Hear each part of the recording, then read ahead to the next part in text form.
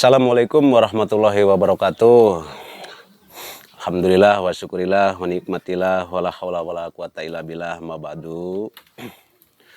Para dulur sadayana semuanya. Jadi di sini saya akan menjelaskan bahwa terkhusus wabil khusus yang pemegang golok ciomas, karena banyak yang awam dengan tata cara teknik dalam menyabut goloknya dan tata cara untuk menjaga si pamor golok ini supaya kelihatannya tidak terganggu dengan apapun. Nah, di sini saya akan menjelaskan sedikit bahwa banyak sekali saya melihat yang megang golok ciomas ini belum tahu teknik dalam pemegangan golok ciomas, dalam menyabut terutama. Jadi yang menyabutnya itu rata-rata asal. Jadi di sini wabil khusus pemilik golok ciomas saya saya kasih tahu dengan tata teknik dalam menyabut golok. Dan di sini saya megang golok dengan model model Satria Banten berbahan dari gagang tanduk, kemudian bilahnya ini model kembang kacang. Nah, oke, saya masukin lagi cara nyabutnya ini. Karena saya capek dengan ketika saya ketemu dengan orang penghobi atau penggila sejarah golok ciomas ini, saya mengatakan, nah di sini melalui video ini semoga ada manfaatnya untuk semuanya yang menonton khususnya, dan mudah-mudahan untuk mendukung di video ini juga banyak supaya saya lebih semangat lagi untuk memberikan informasi-informasi yang selanjutnya tentunya. Baik, di sini kita akan menunjukkan bahwa cara menyabut golok ciomas ini, jadi cara megangnya itu jangan begini.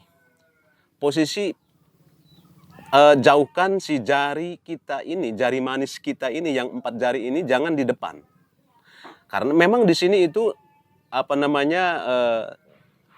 aman sih, nggak ada belah, pecah atau gimana, aman. Tapi untuk mengantisipasi kejadian kebeset goloknya, karena bukan hanya sekedar bener orang yang awam hanya baru tahu golok, bahkan pendekar pun itu banyak terjadi yang kebeset dengan golok sendirinya, apalagi goloknya dengan hitungan yang nggak pas gitu loh.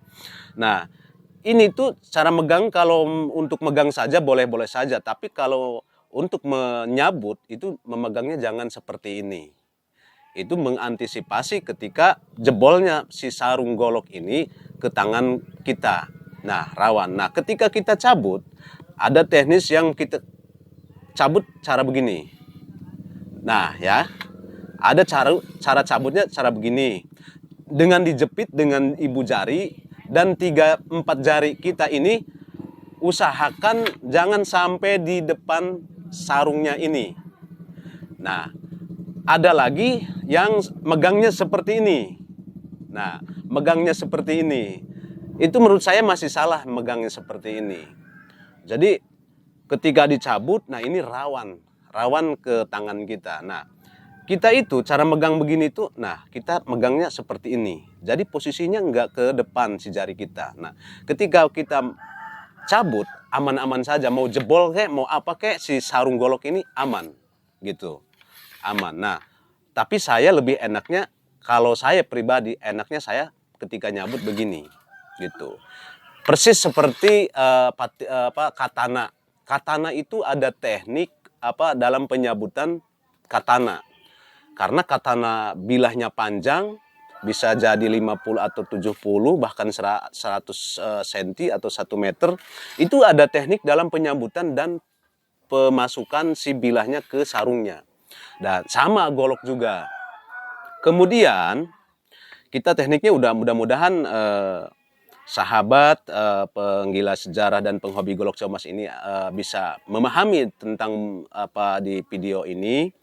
Jadi ketika nyabut, tolong usahakan si jari kita ini jangan sampai di depan, ya. Kemudian ada satu lagi tips yang benar-benar harus kita jaga setelah dalam cara pencabutan golok dari sarungnya. Nah, kita itu ketika kita melihat bilah golok ini, banyak sekali si jari itu kita cemek-cemek. Bagus, ini kuning apa, digusut-gusut gitu kan. Nah, ini banyak terjadi di lapangan, saya lihat. Nah, akhir kemudian si pamor ini akan keganggu karena dengan jari kita ini yang lembab, ada kadar minyaknya. Ketika itu bukan hanya golok ciomas saja, terkhususnya pusaka, terkhususnya pusaka yang kita kalau hobi ke pusaka itu pasti kita lihat pamornya, kita senang pamornya dengan karya-karya yang seni tinggi gitu kan.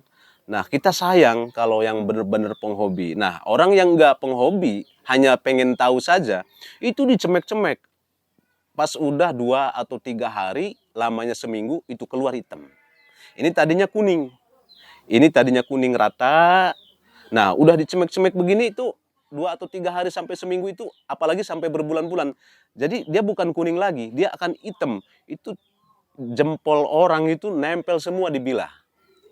Apapun pusakanya, bukan hanya golok ciomas.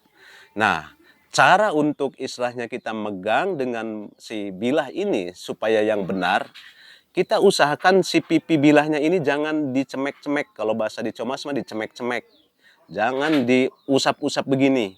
Karena apa sih maksudnya diusap begini kan? Kita udah si bilah ini kita baru lihat aja udah, kalau bagus kelihatan bagus, kalau jelek kelihatan jelek. Jadi tidak diusap pun sudah kelihatan gitu maksudnya. Terkecuali kita kita megangnya cara begini. Megangnya kita cukup ini ketajaman berapa persen nih. Jadi posisinya hanya matanya doang yang kita pegang, matanya doang. Posisi mata sedikit. Jadi nggak digeset-geset begini, bahaya juga ke kita kan.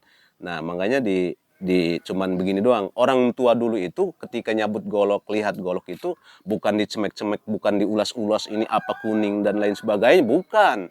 Jadi cukup gini aja gitu.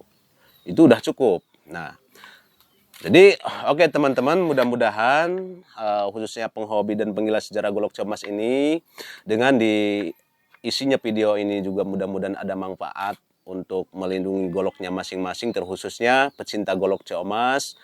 Saya di sini hanya mengasih saran dan tips, saya bukan menggurui, saya juga masih belajar. Kita katakanlah di sini kita sama-sama belajar. Mudah-mudahan dengan ada kontennya ini ada manfaatnya untuk terkhususnya yang memegang golok ciomas. Oke, begitu saja kurang lebihnya. Assalamualaikum warahmatullahi wabarakatuh.